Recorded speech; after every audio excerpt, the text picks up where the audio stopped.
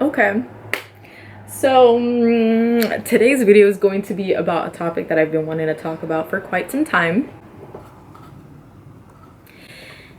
And girl, that's in regards to my curly hair journey.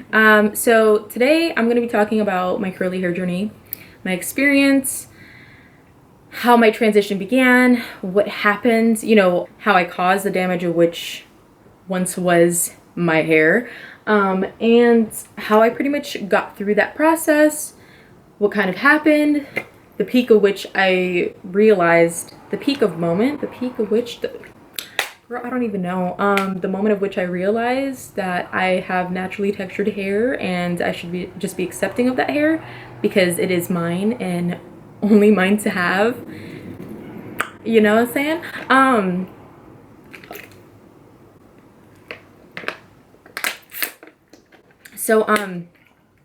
Yeah. So yes, my transitional period didn't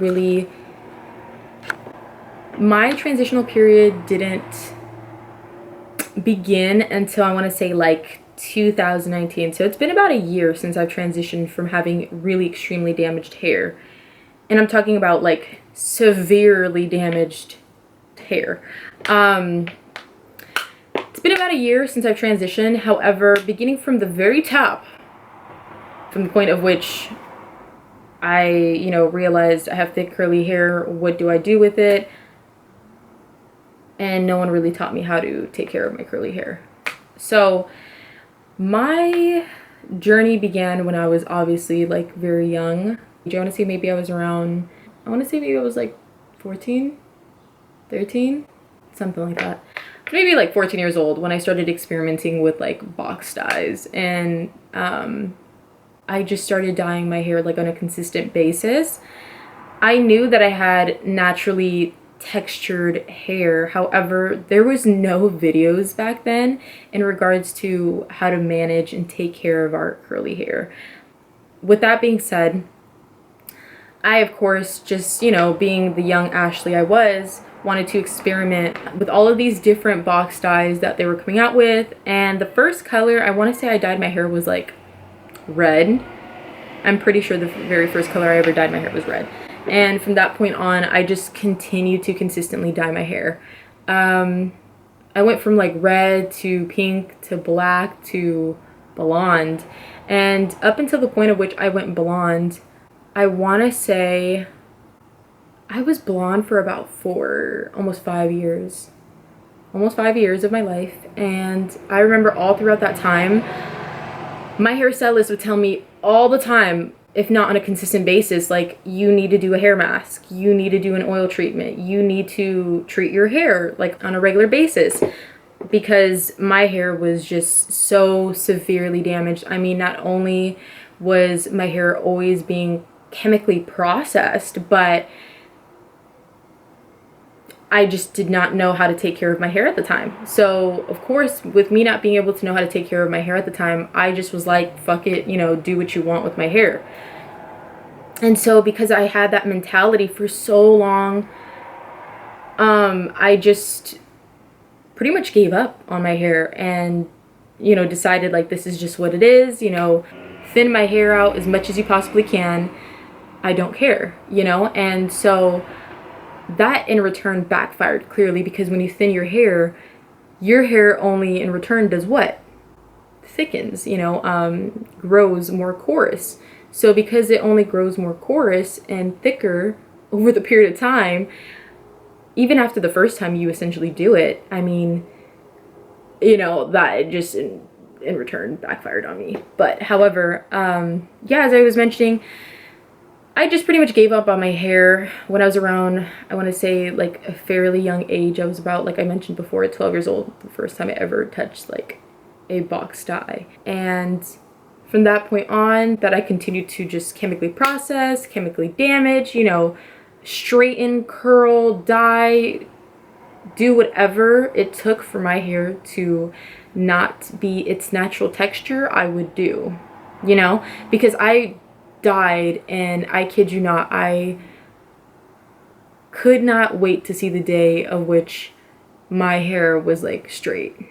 You know what I mean? And as absurd as that sounds, like I could not stand my hair. And when I would wear my hair natural, I would use excessive herbal essence mousse all throughout my hair. And I mean, it just left the crunchiest, most disgusting cast on my hair. And it gave me that really wet look. And at the time, like, girl, I enjoyed it because, I mean, it, for once in my life, didn't make my hair look extremely frizzy and damaged. It actually made my hair look a little healthy. However, at the same time, I wasn't realizing that my hair was just so dry and thirsty for like a hair mask or a hair oil that, you know, I was like, fuck it, whatever, I don't care, you know. But yeah, it was up until the point of which I want to say I was 17, I was 18 years old, which my life just completely took a left turn. And the reason why my life took a left turn was because I had decided to shave my hair. And the reason behind me wanting to shave my hair was because I had been in a very toxic, unhealthy relationship. And for me, shedding that old layer of skin, shedding that hair, and getting rid of that old identity for me was like a whole new restart and refresh. So for me, walking into the salon and having him take all of my completely, utterly damaged, chemically processed thick hair and just chop it off instantaneously was like that moment of which I broke through and experienced freedom. And from that point on, I just, you know, I became Ashley. I became who I wanted to be. But at the same time, I still didn't love myself enough to stop straightening my hair because I was still at the time blow drying, straightening, you know, doing whatever I possibly could to keep my hair from being frizzy. So even after I went and got all my hair cut off and shaved, I mean, nearly went bald,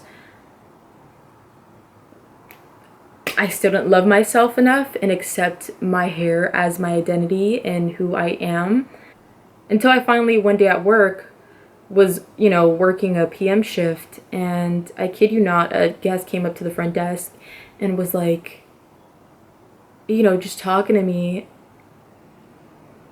And as we spoke, I looked at her naturally textured hair and was like, oh my God, she has my curls. She has my exact same texture. Had I taken care of my naturally curly hair from day one, my hair would look exactly like hers. However, I still at the time did not know how to take care of my hair. So because I didn't know how to take care of my hair, as a result, I then yet again asked her, you know, may I ask you like what you're doing to tame your naturally curly hair? And she said to me, the curly girl method. And I looked at her and was like, the curly girl method? And she's like, yeah, the curly girl method. And I immediately thought, like, I've never heard of the curly girl method. What is that? And she told me, like, oh, it's this book by like Lorraine Massey, and you know, it's like a full step-by-step guide on how to take care of and manage, you know, your naturally curly hair. And I was like, you know what I mean? Like, I literally never would have in a million years thought that there was this book out there that literally gave us as curly women like a step-by-step guide on how to take care of and manage our curly hair, because I mean, it's just so hard to take care of. And so instantly I thought to myself, like, I'm going to research and look for this book, and I'm going to purchase it, and I'm going to study it, and I'm going to, from that day forward, transition, you know. And I decided from that point forward, even with my hair being like especially damaged at the top because I had shaved all underneath my hair and only kept like the top half, I still decided, like, I'm not gonna chop this off. I'm just gonna work through it. Clarification. So my cousin ended up chopping off, because she is a hairstylist, some of the top half of my hair because it just was too damaged. So I will admit that, yes, my cousin did cut a little bit of the top of my hair. However, that doesn't mean that like I immediately bounce back to having my thick, luscious looking curls. No, it still took time, and it still was an extremely long process for me. And I'm just going to do what I can to repair my hair to get it to come back to its natural state, of which I then can wear it on like a regular basis, as natural as possible. And so I started using like, and you guys are gonna think like I'm such a hypocrite for this, but I started using like Cantu and all the brands of which contain silicone. So like Ouidad, Cantu, Curlsmith, Diva Curl, so on and so forth, even though they claim to be like the curl experts and whatnot. No, sis, they have extremely toxic chemicals placed into their products that actually do a lot of damage, and in return affect our bodies in a very terrible way. So yeah, if you didn't know, now you know. Stop using their products. But yes, I initially thought, ooh, Ouidad, and is it Ouidad, whatever, Ouidad. Ouidad, Cantu, Diva Curl, Shea Moisture, which, not knocking Shea Moisture, because Shea Moisture's products are actually really, really good products, and they're extremely healthy for your hair. So if you don't already know, now you know. Check the Think Dirty app, it will tell you. And so yeah, I started using all their products on like a consistent basis. I would do Jamaican black castor oil treatments in my hair. I would then also do like a hair mask on a weekly basis. So I was doing like a hair mask every single week, like once every week. But I was making sure to be on top of that routine, and that's really what recovered and repaired my damaged curls, or you could say essentially like my damaged hair. I want to say it was around last year when I started using Diva Curl and their gels that my hair started to kind of revert to being damaged, because I was losing hair. And if you guys don't already know that, yes, I suffered from very severe, I guess you could say, chemical damaged hair. I don't know if that's the right term I should use, but I did suffer from Diva Curl's products. As a result, my hair kind of did revert to being damaged, but at the same time I still was yet again able to repair it, because I was just doing like oil treatments and hair masks and things like that. And I started transitioning over to organic brands like Inner Sense, Organic Beauty, and Mop Top and things like that. So yeah, now I finally reached the point of which I'm thoroughly satisfied with my hair. I mean, it is at its healthiest point. And not only is it at its healthiest point, but I mean, it just looks, feels, smells, and just sits beautifully.